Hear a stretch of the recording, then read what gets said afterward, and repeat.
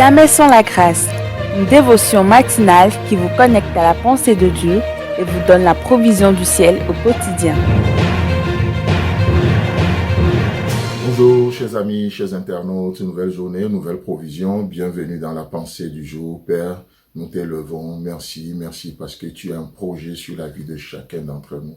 Tu veux nous façonner de plus en plus à l'image de Jésus-Christ. Alors, ce matin, que cette dévotion soit une pierre que tu puisses ajouter à l'édifice de notre vie. Amen. Alors, chers amis, chers internautes, comme on avait commencé hier, nous parlons de notre identité en Christ, mais nous parlons aussi de notre identité dans ce monde. Dans ce monde, parce que tel il est, ainsi nous sommes.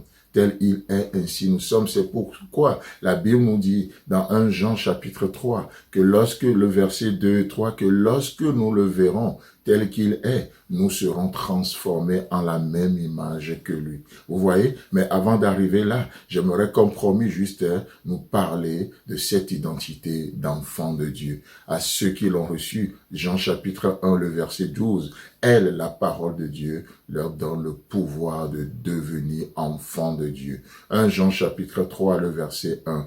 Voyez quel amour le Père nous a témoigné pour que nous soyons appelés enfants de Dieu. Et nous le sommes. Et nous le sommes. Si le monde ne nous connaît pas, c'est qu'il ne l'a point connu. Amen. Aujourd'hui, le monde va essayer de vous définir par rapport à ce que vous faites ou par rapport à ce que vous ne faites pas. Par rapport à ce que vous faites, il va vous appeler fonctionnaire, il va vous appeler entrepreneur, il va vous donner des noms. Par rapport à ce que vous ne faites pas, il va vous appeler chômeur, il va vous appeler chercheur d'emploi ou voilà. Mais la Bible nous dit, si le monde ne nous connaît point, c'est parce qu'il n'a pas connu Christ non plus. Alors, pardonnez le manque de discernement de ce monde et continuez simplement votre chemin. Parce que ce que vous êtes, vous l'êtes en Jésus-Christ. Et Dieu aujourd'hui veut vous amener d'abord à comprendre et à accepter cela. Pourquoi? Parce que si vous ne comprenez pas, si vous n'acceptez pas cela, comment vous voulez que les autres acceptent ce dont vous n'êtes pas convaincu? Si vous ne savez pas ce que vous êtes, si vous ne vous aimez pas, comment vous voulez que les autres aiment ce que vous n'aimez pas?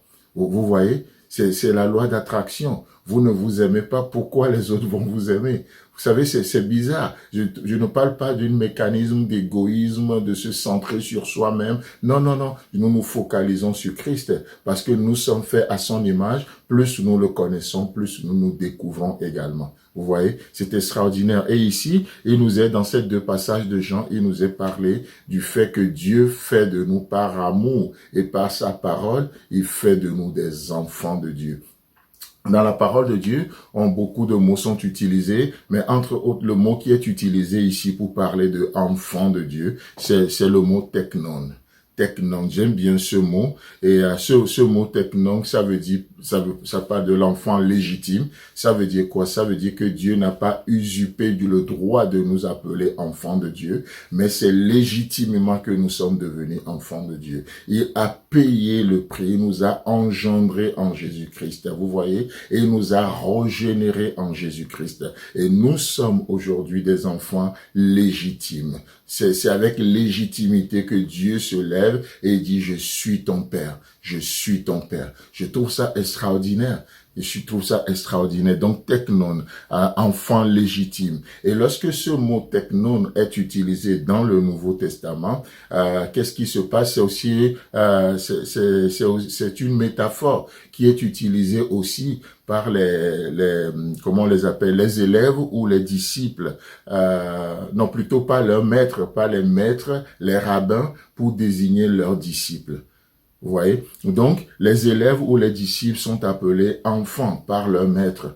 Et pourquoi? J'ai bien la raison. La raison, c'est que ceux-ci, c'est-à-dire les rabbins, les maîtres, ils nourrissent l'esprit de leurs apprentis, l'esprit de leurs disciples, et ils façonnent leur caractère. Alors, ça leur donne cette légitimité de les appeler enfants. Vous voyez? Et donc, si Dieu nous appelle enfants, ou si nous sommes appelés aujourd'hui enfants de Dieu, la question que j'aimerais vous poser et vous laisser avec ce matin, c'est qu'est-ce qui façonne votre caractère? Aujourd'hui, dans cette journée, qu'est-ce qui va nourrir votre esprit? Est-ce la chair qui va nourrir votre esprit? Est-ce la corruption qui va façonner votre caractère? Est-ce ce monde qui va nourrir votre esprit? Est-ce la situation présente qui va façonner votre caractère?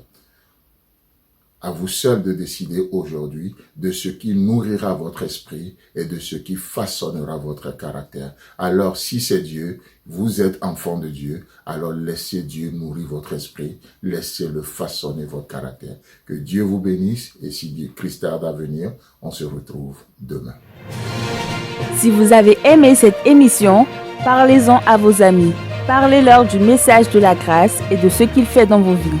Pour un sujet de prière, une question ou pour devenir partenaire, contactez-nous au 00229 94 75 80 20. Que Dieu vous bénisse et à la prochaine. En attendant, pensez avec Dieu.